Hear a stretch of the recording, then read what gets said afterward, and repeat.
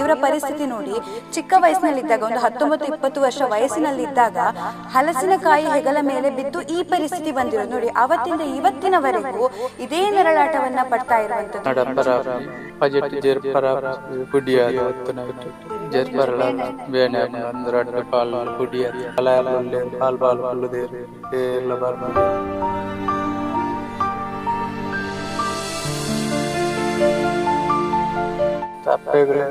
ಸಾಕ್ರೆ ಮಾಡ್ತಾರೆ, ನಮ್ಮ ಓಡ್ಬೋದು ಇತ್ತಾರೆ ಕಣ್ಣು ಬಿಗಿ.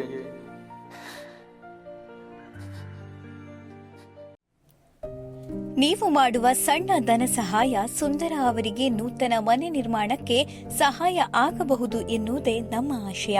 ಈ ವಿಡಿಯೋದಲ್ಲಿ ಸ್ಕ್ಯಾನರ್ ಮತ್ತು ಬ್ಯಾಂಕ್ ಡೀಟೇಲ್ಸ್ ನೀಡಲಾಗಿದೆ.